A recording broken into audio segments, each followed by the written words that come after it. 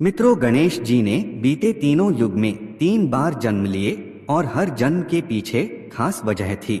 और फिर लिखी थी महाभारत। कलयुग में किस रूप में जन्म लेंगे, आइए जानते हैं।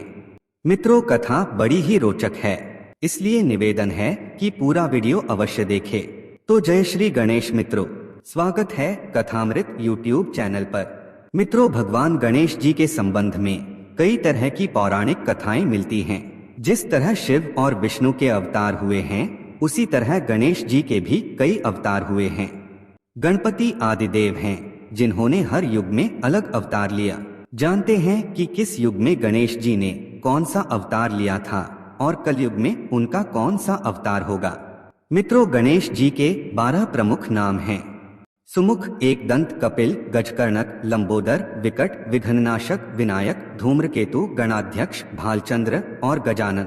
उनके प्रत्येक नाम के पीछे एक कथा है। गणेश जी सतयुग में सिंह पर सवार होकर प्रकट हुए थे। कहते हैं कि भगवान श्री गणपति ने कृतयुग अर्थात सतयुग में कश्यप व अदिति के यहाँ महोत्कट विनायक नाम से जन्म लिया। इस अवतार में गणपति ने देवांतक व नरांतक नामक राक्षसों का संहार कर धर्म की स्थापना की व अपने अवतार की समाप्ति की। सतयुग में गणेश जी का वाहन सिंह है। वे 10 भुजाओं वाले तेजस्वरूप तथा सबको वर देने वाले हैं। मित्रों, त्रेता युग में मयूर पर सवार होकर गणेश जी प्रकट हुए थे। त्रेता युग में गणपति ने उमा के गर्भ से भाद्रपद शुक्ल चतुर्थी के दिन जन्म लिया और उन्हें गणेश नाम दिया गया। त्रेता युग में उनका वाहन मयूर है। वर्ण श्वेत है तथा तीनों लोकों में वे मयूरेश्वर नाम से विख्यात हैं और 6 भुजाओं वाले हैं। इस अवतार में गणपति ने सिंधु नामक दैत्य का विनाश किया व ब्रह्मदेव की कन्याएं सिद्धि व रिद्धि से विवाह किया। द्वापर युग में गणेश जी मूषक पर सवार होकर प्रकट हुए थे। द्वापर युग में उनका वर्ण लाल है। वे 4 भुजाओं वाले और मूषक वाहन वाले हैं तथा गजानन नाम से प्रसिद्ध हैं। द्वापर युग में गणपति ने पुनः पार्वती के गर्भ से जन्म लिया व गणेश कहलाए। परंतु गणेश के जन्म के बाद किसी कारणवश पार्वती ने उन्हें जंगल में छोड़ दिया, जहां पर पराशर मुनि ने उनका पालन पोषण किया। इस अवतार में गणेश ने सिंदूरासुर का वध कर उसके द्वारा कैद किए अनेक राजाओं व वीरों को मुक्त कराया था। इसी अवतार में गणेश ने वरेण्य नामक अपने भक्त को गणेश गीता के रूप में शाश्वत तत्व ज्ञान का उपदेश दिया।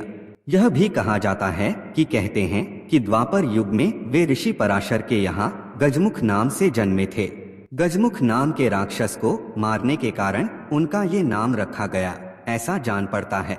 उनका वाहन मूषक था, जो कि अपने पूर्व जन्म में एक गंधर्व था। इस गंधर्व ने सौभरी ऋषि की पत्नी पर कुदृष्टि डाली थी, जिसके चलते इसको मूषक योनि में रहने का श्राप मिला था। गणेश पुराण में उल्लेख है कि हर युग में गणेश जी का वाहन बदलता रहता है। सतयुग में गणेश जी का वाहन सिंह था। त्रेता युग में गणेश जी का वाहन मयूर था और वर्तमान युग यानी कलयुग में उनका वाहन घोड़ा है। चूहा द्वापर युग में उनका वाहन था।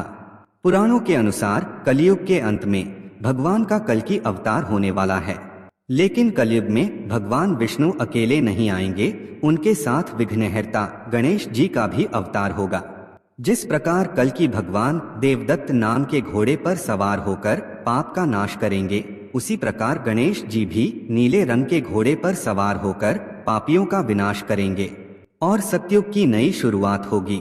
गणेश पुराण में गणेश जी के इस अवतार का विस्तार से वर्णन किया गया है।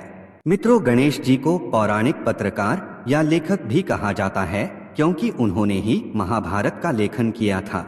इस ग्रंथ के रचयिता तो वेद व्यास थे, परंतु इसे लिखने का दायित्व गणेश जी को दिया गया। इसे लिखने के लिए गणेश जी ने शर्त रखी कि उनकी लेखनी बीच में ना रुके। इसके लिए वेदव्यास ने उनसे कहा कि वे हर श्लोक को समझने के बाद ही लिखें।